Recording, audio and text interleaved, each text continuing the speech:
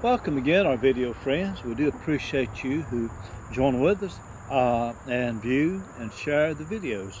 And I pray that they're a blessing to you. I hope that they are. We're studying now in John chapter 20 about the appearances of Jesus Christ after his resurrection. In verse 24, Jesus had appeared unto the disciples, and they, of course, told Thomas about it, but Thomas, one of the 12, called Didymus, was not with them when Jesus came. The other disciples therefore said unto him, We have seen the Lord. He saith unto them, Except I shall see in his hands the print of the nails, and put my finger into the print of the nails, and thrust my hand to his side, I will not believe. What about this? Here is where you hear the term doubting Thomas. This is where it comes from, right here. Doubting Thomas. He said, I just won't believe. And after 8 days, again, his disciples were within, and Thomas with him. Then came Jesus, the doors being shut, and stood in the midst, and said, Peace be unto you. Again, he repeats this phrase, Peace be unto you. Then saith he to Thomas, Reach hither thy finger, and behold my hands, and reach hither thy hand, and thrust into my side, and be not faithless, but believe. What about that? So wonderful that Thomas got this experience. He got to see the Lord touch his hands and touch his side. The Lord appeared unto him. And the Lord also knew what he was thinking.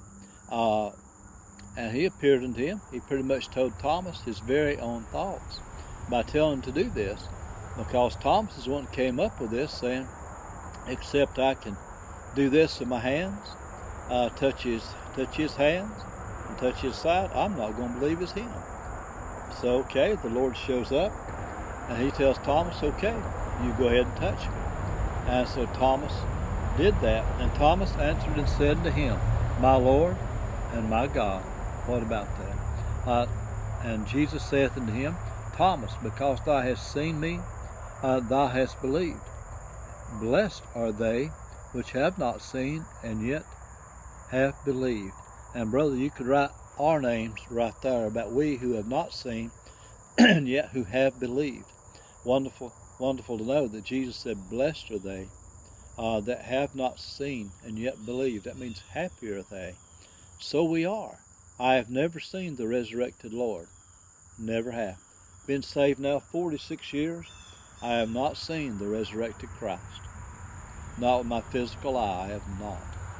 I wouldn't believe anybody that told me they had. I would not believe them. I doubt I'd argue with them, but I would not believe them. Now, say what they want, believe what they want, but I don't believe that.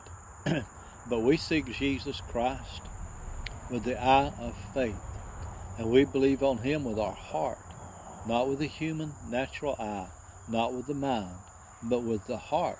Man believeth, and with the mouth maketh confession unto salvation. According to the Bible, that is Bible salvation. We should keep it at that. And so Thomas was greatly blessed. But Jesus says, Blessed are they that have not seen and yet believe. I want you to know there's been many more who have not seen him, who believe upon him, than there was those who saw him. And so we are told that we can be very blessed, we who believe, having not seen him. And I do believe, having not seen. I don't have to see to believe. Lots of things we can't see that we believe exist and are. I've never seen an atom with my natural eye. I certainly believe they exist. I've never seen a chromosome. I certainly believe they exist. I've never seen a lot of things, but I believe that exist. I can't say that I've actually seen electricity. I've seen the effects of it. I see light bulbs that burn. I've seen lightning flash. I understand I'm seeing the results of it. But as far as seeing it, I have not seen it. A lot of gases that we breathe are in the air. We can't see them. Radon gas is one of them. Radon gas is in a small part in the air all about us. But huge doses of it can be known to cause cancer. But nonetheless, we can't see that. But I certainly believe that it exists. So many things we know exist, that we can't see. But with the Lord Jesus Christ, we are told a blessed experience is ours if we believe upon him, having not seen him. That is a wonderful experience. My dear friends, let's read on right here. And many other signs truly did Jesus in the presence of his disciples, which are not written in this book. But these are written that you might believe that Jesus is the Christ, the Son of God, and that believing you might have life through his name. And we certainly do. That's why the book of John is written. It's a wonderful book and a great book. And when we think about this book and how great that it is, what it does to us and for us, it is just totally amazing that we could have a book like this, the Bible. And he is being gracious to all of us to give us a Bible to read and to study and to know and to learn of God. But let's think for a minute or two here about Jesus Christ and his resurrected ministry. He appeared to the disciples. He appeared unto Mary. He appeared unto Thomas. And then we'll see that he will appear unto 500 brethren, above 500 brethren at one time. And they knew him. Notice, though, his way that he could function in this resurrected body that he had. It was no longer a body nailed to the cross, no longer a body that he had limited through his own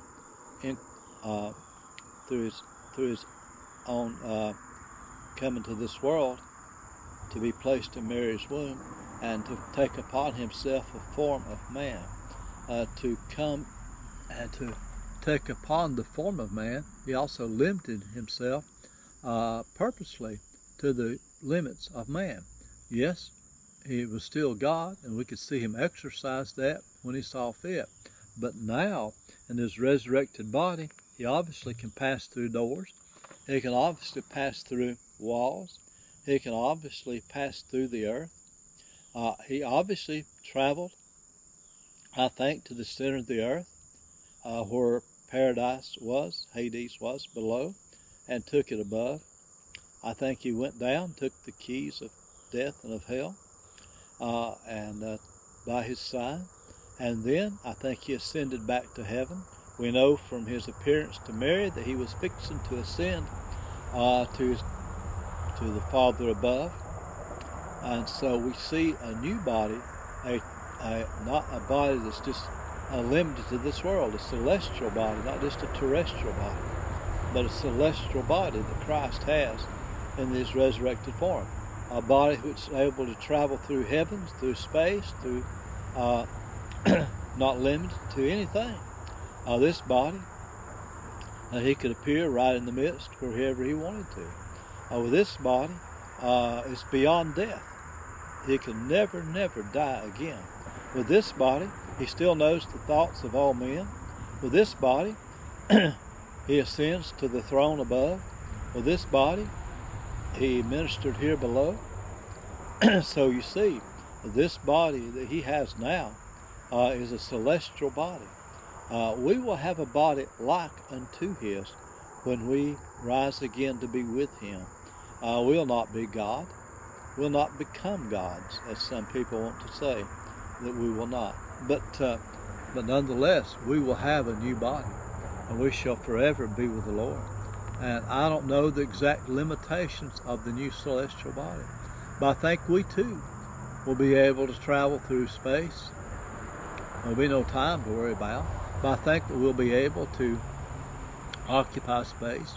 We'll be able to eat. He ate in this celestial body. He cooked food. We'll see that in just the next few verses, that the Lord prepared fish and bread on the fire, and they ate. He ate with this new body. And the Bible speaks a lot about the marriage supper of the Lamb.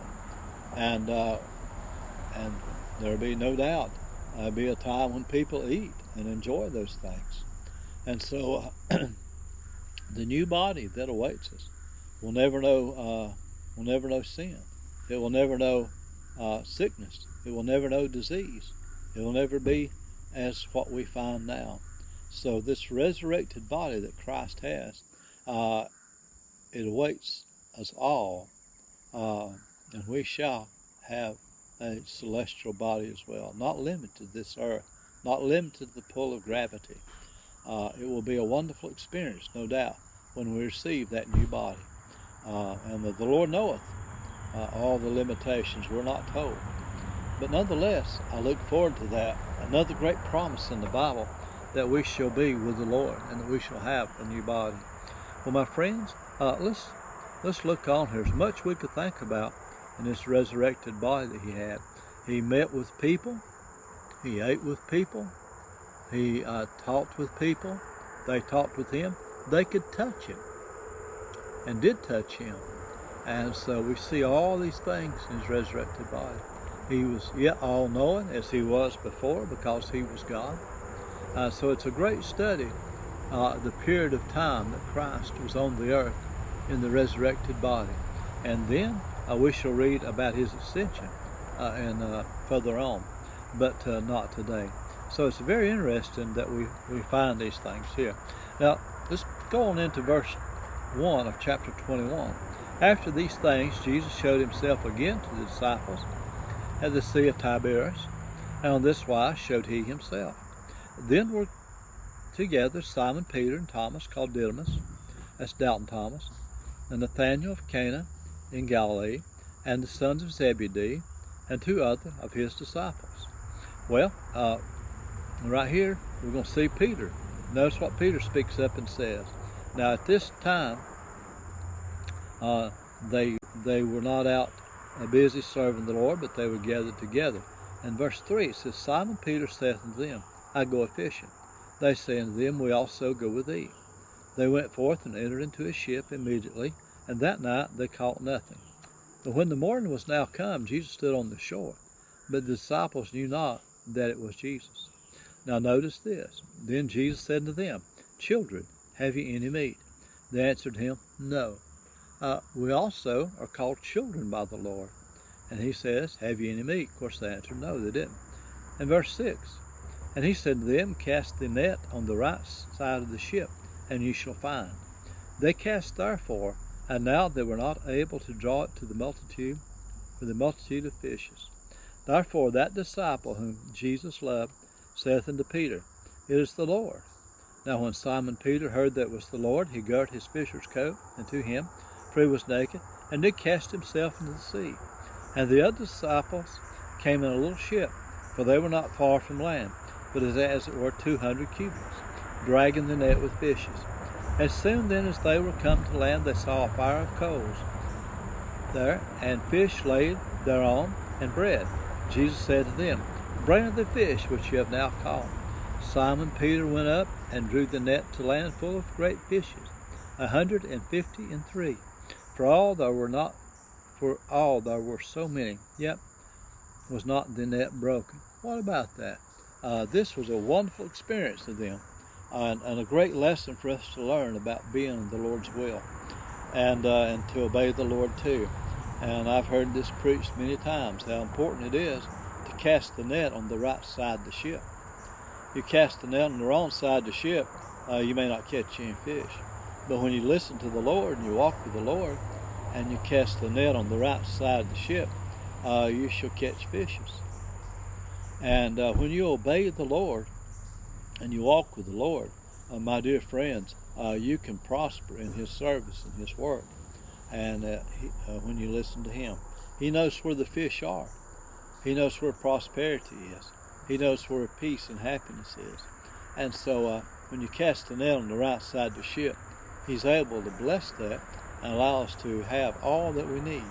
And I've thought about this verse many times, and I've applied it to many things in life, of how important it is to listen to the Lord and to obey him, and to cast the net on the right side of the ship, just as Jesus Christ had told the disciples to.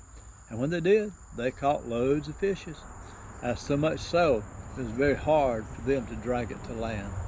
And then they had plenty for themselves as they experienced eating with the Lord Jesus Christ. So my friends, the Bible is just loaded. I mean, it's loaded. It is rich. It is pure. It is wonderful. I don't think there's one word in this Bible without a purpose and without meaning.